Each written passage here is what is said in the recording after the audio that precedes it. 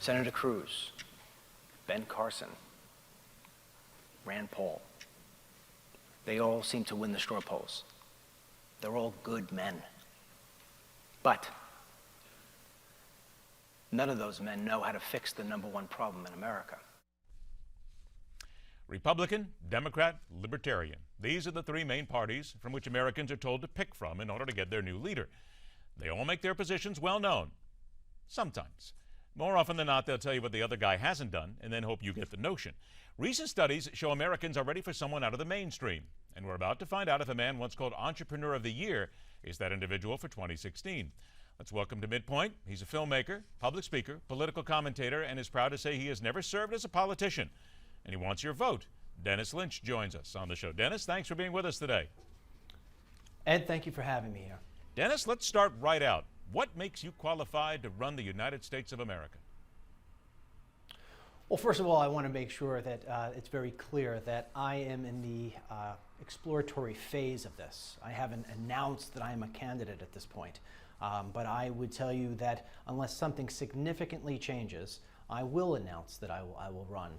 And what makes me qualified is that I'm actually out living life. I feel the pain of the people who are out there because I live it as well. I've ran a business. I run a business today. I've been running businesses for 25 years. I've employed more than 1,000 people in my day. I don't think there's a man who spent more time down at the border investigating it and the impact it has, illegal immigration that is, on the United States of America. I've been to every last part of that border where the cartels are coming through as if it's just an invitation to a party. I could go on and on and on. My father is a 1-9 Marine who suffers from PTSD and alcoholism because of his time served in Vietnam. I understand what veterans are up against. I understand that this country is treating our veterans and our military in a way that I consider to be appalling. So when it comes down to it, I'm not a guy who just talks the talk. I walk the walk. And I have made over 300 appearances in the last 3 years on media outlets of different kinds. Fox, right here at Newsmax, you name it. And every time that I am done with one of those interviews, I always get flooded with the, "Will you please run for president?" And I never really took it very seriously until like about 4 or 5 months ago. I started really thinking about it.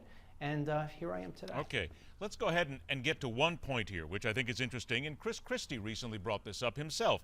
He said, "I am convinced the next president of the United States is going to be a governor and needs to be." His point is that someone needs to be able to run a large organization, run a state, as a matter of fact, in order to understand what it means to run the United States of America. You've never run a state before. So then what would then make you qualified, not knowing the political way around Washington, not knowing how to run a state, and not knowing all the deep issues that are involved in running a country, the largest and the most powerful country in the world?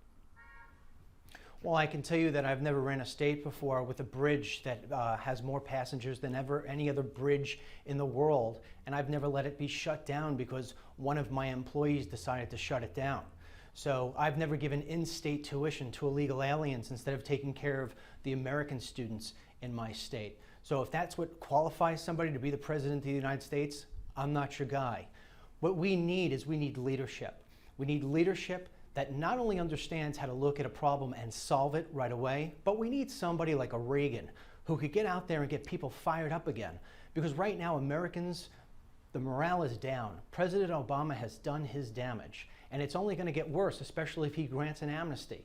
So that being said, I think I'm overqualified. I mean, you see the clip, I just gave it to you, you played it. You look at the eruption of that crowd, 850 people in Arizona. Sheriff Joe was among the people there. I say I'm thinking about running for president, you'd think I just said I won the Super Bowl. So I think I'm overqualified when it comes to getting people excited and doing what he says he's going to do as a person. And that's what I have a history of. If I say I'm going to do it, I do it. We're going to take a break here and come back for a second segment. But in 30 seconds, tell me the first day that you're elected, what's the first thing that you would do specifically? I would override the executive order from President Obama that's coming for amnesty. Okay, but that is not in authority yet. What would you do of what is there now? It's coming.